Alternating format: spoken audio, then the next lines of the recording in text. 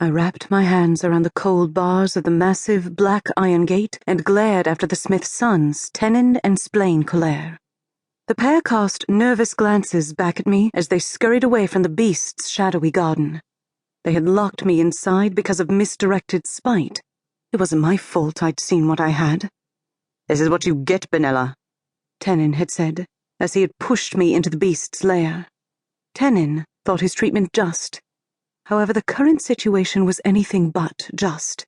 A strand of my dark hair, loosened from my braid by the encounter, fell across my cheek and partially obstructed my view of my retreating tormentors.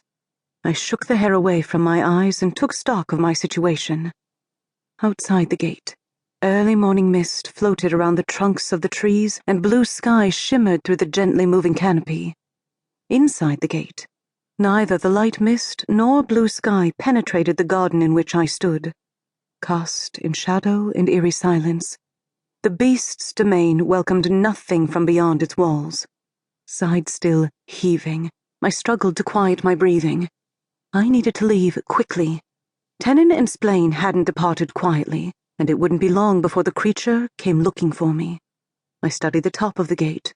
The iron should have been easy enough to scale, but vines climbed the rock walls and twined with the iron rods. I didn't trust the vines. They tended to move on their own. I didn't much trust the gate, either. It should have been closed and locked. The birds outside the gate fell eerily silent, and my stomach gave a sickening twist as I realized I'd run out of time. I dropped my head and squeezed my eyes shut.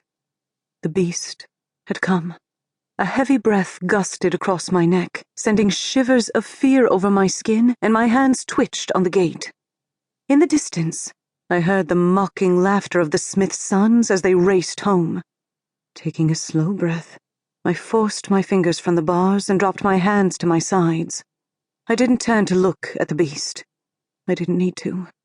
Once before, I'd seen his dark shape hidden in mist when strangers, worked into a righteous fit, had come to Cornwall and tried to storm the estate.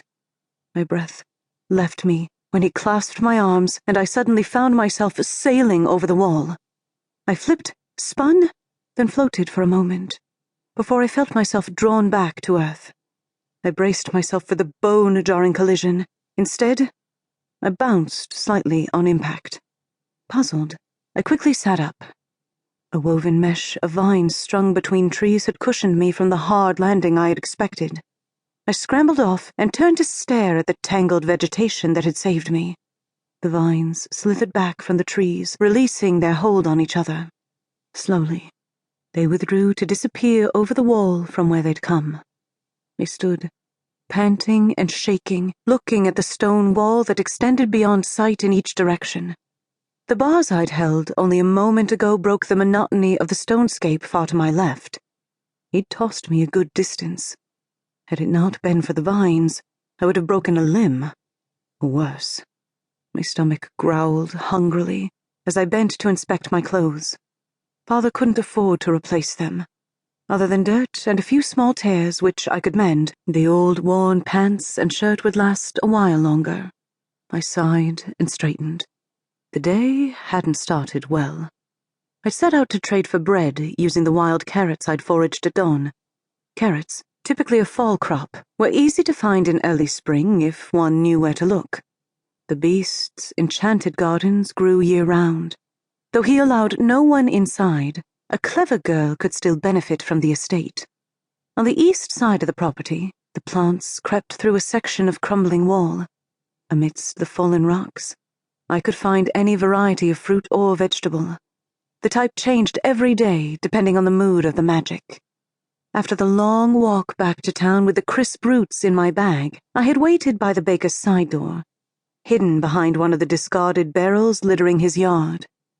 Through the gaps in the roughly boarded walls, the heat from the ovens warmed my face as I watched the baker move around his kitchen. Sweat had already dampened his brown hair, and the heat had colored his face. The white apron that covered his girth was well dusted with flour as he worked at the large wooden table, rolling dough and adding ingredients. The smell of yeast and baking bread filled my cramped hiding spot outside.